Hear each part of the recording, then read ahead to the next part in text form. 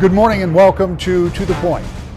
The first full week of the Donald Trump presidency is now behind us, and that week has been full of executive orders, the opportunity to approve some cabinet members, and a good deal of controversy about the direction the new administration may take. All of that is to be expected.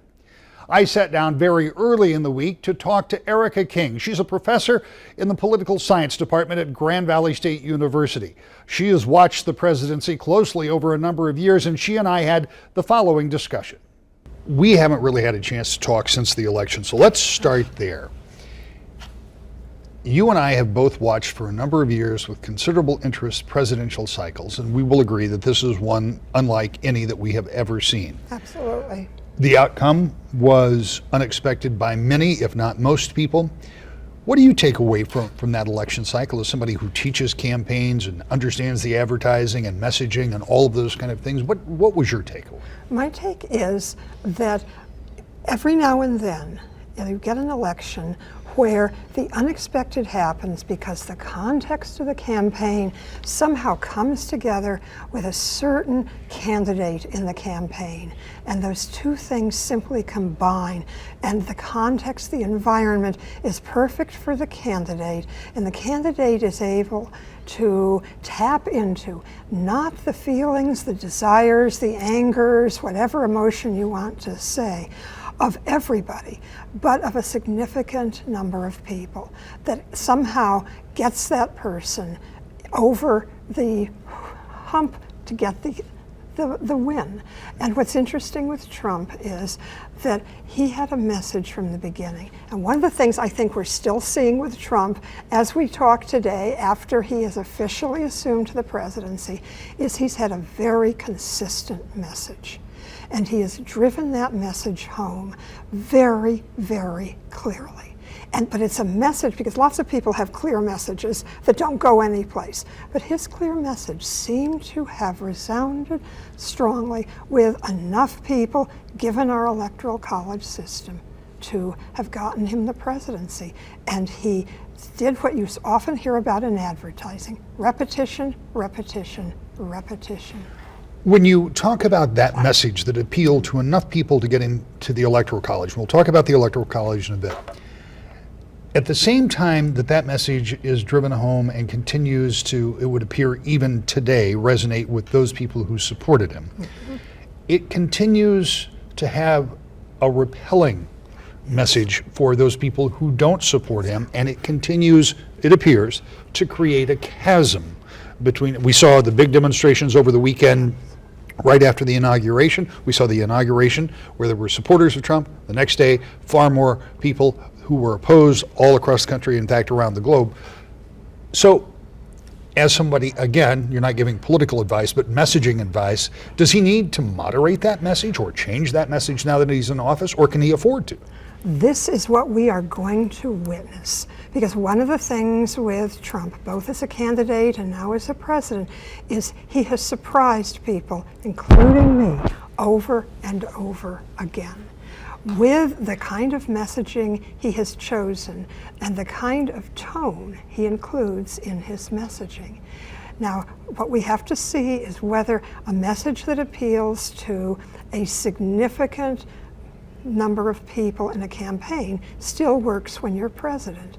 So far, he is betting, it appears to me, he is betting that it will. That it, what's that old phrase about stick with the person who brung you to the dance? Right. He says this message worked for him, and the tone of the message has worked, and he's going to continue so far.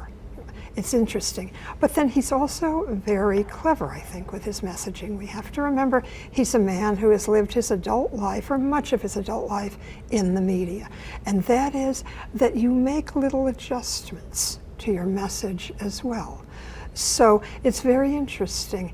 In his inaugural address, which was loudly decried by many people, including some conservative elites as well as liberals, as having a very negative tone. And yet, I was reading this morning a reaction by somebody who worked for President Bush, is a speechwriter, and he was saying this was actually an inclusive message, that he was reaching out to a number of people that probably never voted for him, including African Americans. Now again, a little bit of a twist in a message that may in fact get him not necessarily the support of African Americans, but the support of a majority of the public, and I think that's what he's aiming for. On the other hand, there still is that divisiveness. I'm going to be filled today with the words but and however. Well, but that is really part of this conversation, because this candidate defies the rules. He did and said things that would disqualify anybody else that was running during the campaign, yet you'd wake up the next morning, he was still there. And he was still there, and guess what? He was getting all the news coverage. It was, in fact, all of the research that I think everybody can agree upon at this point was there was one person on both the Republican and the Democratic side who got all the media attention, and that was Donald Trump. He still is master of that. And one of the things that's going to be interesting to see, because it worked for him as a candidate, is the dishonest media was a phrase that he created and utilized throughout the campaign. He's continuing to utilize it as president. Will he begin to adjust that, or will he utilize it? Will he bring it up at certain points and not at other points? Because as president, you do represent, you are the voice, you are the persona of America, not just in this country, but on the world stage. So remember how Michelle Obama and the campaign talked about when they go low, we go high? It's going to be interesting, because I want to see is when Trump goes little versus when he goes big. Will he pick on little nitty things like, I don't like the number of people that the media are reporting attended my inaugural event, versus reaching out to a global audience about the threat of terrorism or about the need for fairer trade? You know, which way is he going to go? And I wonder if he is savvy enough to say, I want to get part of that negative message because I feel aggrieved. And will he continue a little bit of that, but will he make that more all-encompassing, bigger message about the policies he really seems to care about, the thrust of his message? In other words, don't sweat the small stuff in some ways. Exactly. But here's another, I think, interesting question for this new president. You've got the messaging, and if you continue that messaging or if you moderate that messaging, that's one thing. But you said in very definitive ways that I will do this, and I will do this, and I will do this, and we have seen president after president after president live with the reality that promises that they make on the campaign trail don't come to fruition when they're in the White House. Now, to his credit, he has already signed an executive order to get out of the Trans-Pacific Partnership trade deal. It appears that he is indeed going to try to renegotiate NAFTA. Those are two of the things he said he would do. But there was also something about building a wall and putting tariffs on American companies that move production overseas, and some of those things that may be harder to accomplish.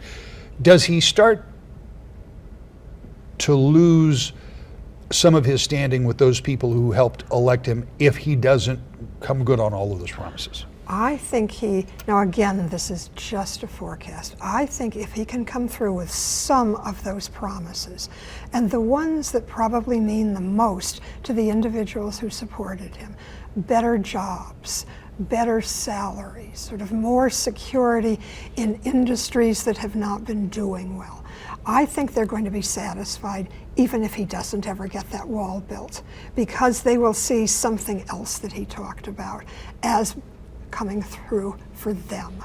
And the messaging is, I'm doing what I can for you, the people who supported me. And if he can get at least some of that done. Now, of course, he has Congress to work with. And even though Congress is controlled, both houses, by the Republican Party, which is very good for Trump, nowhere has it ever been written that Congress always agrees, even if it is controlled by one particular party. So he has to deal with legislators who have different constituencies, who have different ideas about what should happen first and how it should happen.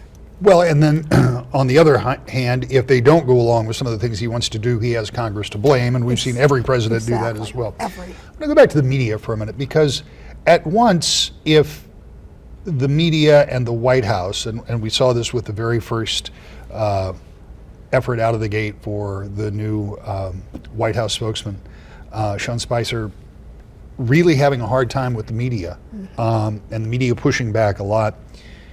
If the White House continues to have an adversarial relationship with the media, does the media run some risk of being further labeled as partisan or anti-Trump, or is the negative fallout largely for the White House?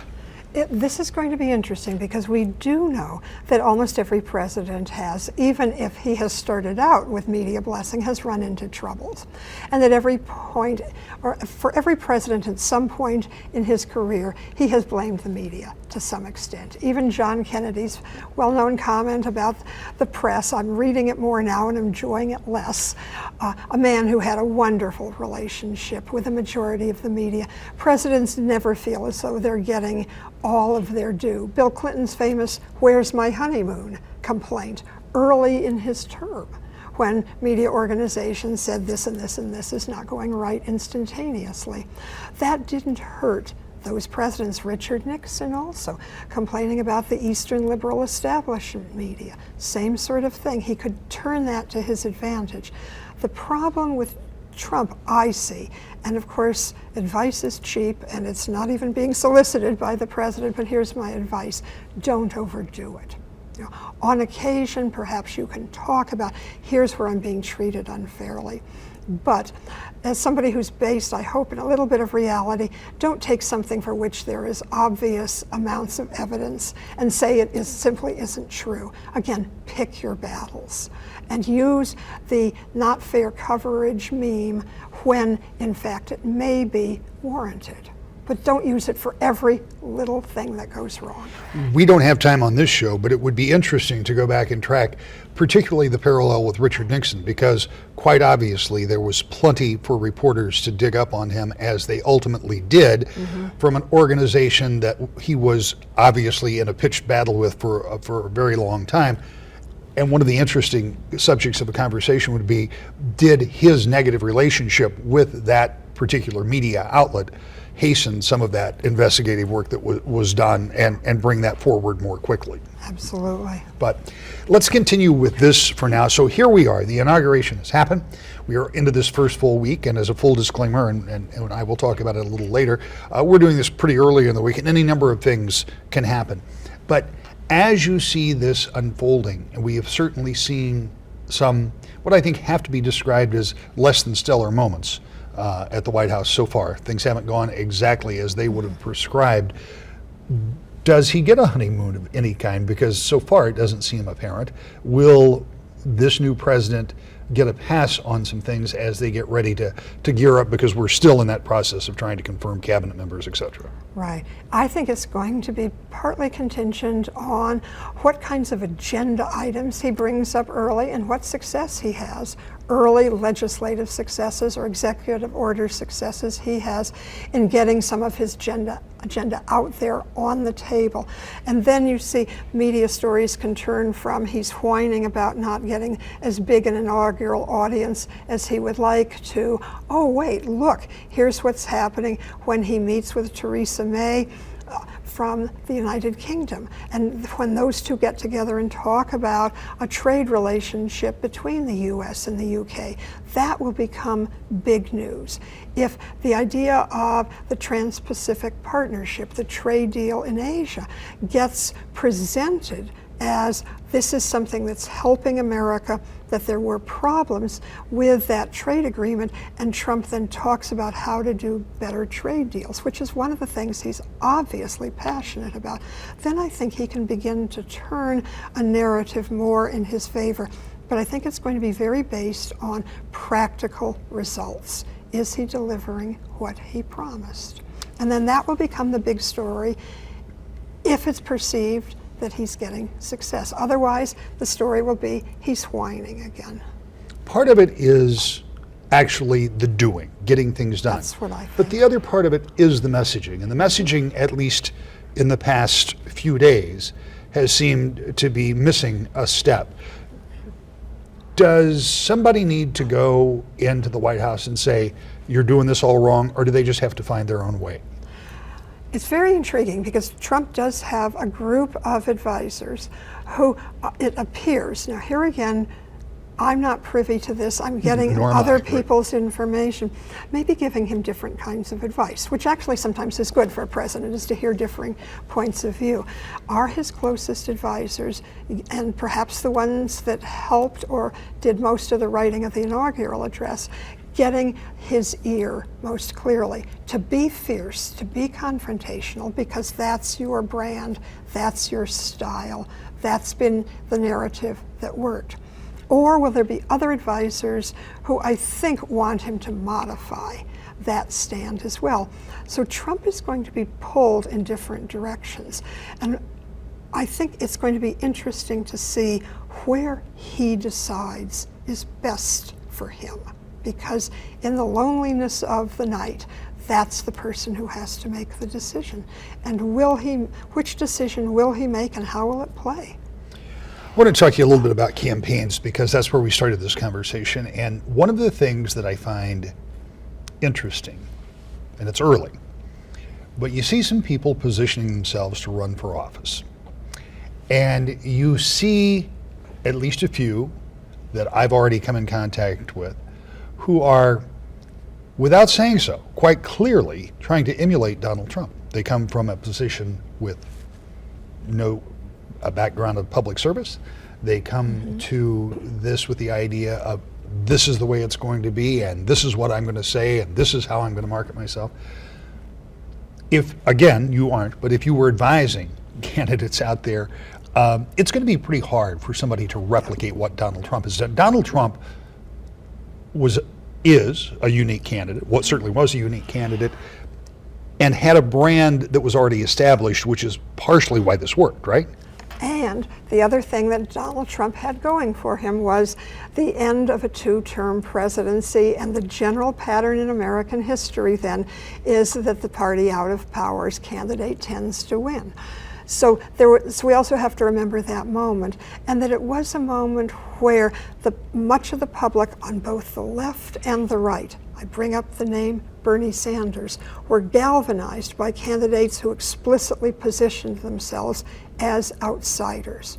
Well, when the public begins to see more of the outsiders as rapidly becoming insiders, will that be again a moment for as many outsiders? I'm not sure. So, with just more than a week in the new administration, we're starting to see the direction some things may take.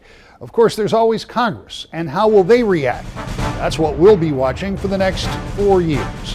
When we come back, we'll talk to two members of Congress about legislation that they got passed in the last session. That's next. To the Point. Welcome back to The Point. The week of the inauguration, I spent most of my time in Washington, D.C., talking to our federal legislators on Capitol Hill, and you heard those conversations, or at least most of them, last week right here on this show. But there were two segments we didn't have time for, and I thought they were important. Two pieces of legislation passed in the last legislative session in a bipartisan manner.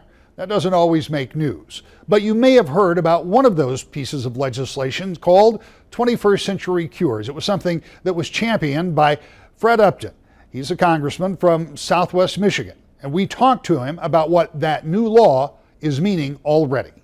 This is a major piece of legislation that has been passed. It has been enacted. You tell me there's already results that are starting to come of it. How satisfying is it, regardless of whatever conflicts may be going on elsewhere in Washington, how satisfying is it to know that you were able to get that done last year? Well, it was a big deal. It took us 3 years. Mitch McConnell said on his own, he said it was the most significant piece of legislation enacted in the last Congress. It's already had a meaningful impact. I mean, as we know, what family isn't impacted by some disease? Our goal was to expedite, to quicken the approval of drugs and devices. Big impact in Michigan. We got a new Stryker investment in Kalamazoo, $100 million. They're excited to be expanding in Kalamazoo. And I can remember a number of years ago with the former chairman, as we walked to a new, multi-100,000 square foot facility, his first question was, should we have built this in China? Because approvals were faster overseas than here. That's going to change. So not only are we going to find the jobs, we're also going to find the cures. And already our bill, which has more money for NIH research, National Institutes of Health, so whether it's opioid abuse, whether it's cancer, the cancer moonshot, which was Vice President Biden's big initiative, all of that is in this bill, and it has having a dramatic impact. So already the National Cancer Institute, just in the last week or so now, has approved new regulations regarding chemical formularies, drugs, in streamlining the process for trials so that we can find the answer to the diseases that ail us all. So it was a great bipartisan win, 392 to 26 in the House, I think was the vote, 94 to 5 in the Senate. Big bipartisan effort, and shows that it still can be done. And for Senator Gary Peters, there was a legislative win that dealt with members of our armed forces. This past summer, I had an opportunity to join you at a footwear manufacturer up in Big Rapids, and the point of your visit was to highlight the fact that military men and women in our armed services should have the proper equipment from your standpoint, and you want to see that made in the United States, and part of it was about footwear. In this case, it happened to be athletic footwear. You sponsored a bill that was ultimately passed, but that wasn't the only thing that you got passed. There was also a very important bill about PTSD. Talk to me about both of those and how those passed in the last session. Oh, well, I worked very intently on both those issues. One's about manufacturing, making sure that we're making things in America, and if we're buying equipment for our men and women in service, I believe those should be made by American workers, and that included footwear. We have a company in West Michigan that produces that footwear, provides a number of boots and other types of footwear for men and women in service, but it should include athletic wear. We put a provision in the law to ensure that that happens. That makes common sense to me, and it also is going to be part of my ongoing focus is to develop the defense industry in Michigan. There are a lot of good paying jobs that come out of the defense industry. We know how to make things in Michigan, whether it's footwear or whether it's parts for aircraft or automobiles, the full gamut of defense. I'm going to be focused intently on that. The other one that I was able to get dealt with individuals who are suffering from PTSD and who may have been discharged from the military without a proper diagnosis, and it was really behaviors related to PTSD that led to their less than honorable discharge. I have a gentleman in the west side of Michigan who was a homeless vet who was served in Afghanistan as a machine gunner, came home, was discharged because of behaviors, became homeless. He went to the VA. The VA said, "You are suffering from PTSD. This is why you are having these issues, but we cannot help you because you had less than an honorable discharge." It's simply unacceptable. So legislation that I was able to get in will allow individuals like him, and we think maybe up to 20,000 other individuals across the country, go back, and if they have credible medical evidence, perhaps have that discharge changed so they can get into the VA and get the treatment that they have earned and certainly deserve. We'll be back with more To the Point in just a moment. It's not just in Washington where the activity is taking place. Next week, we'll talk about budgeting in the state of Michigan with the chairman of the Senate Appropriations Committee. We'll see you next Sunday morning. To the Point.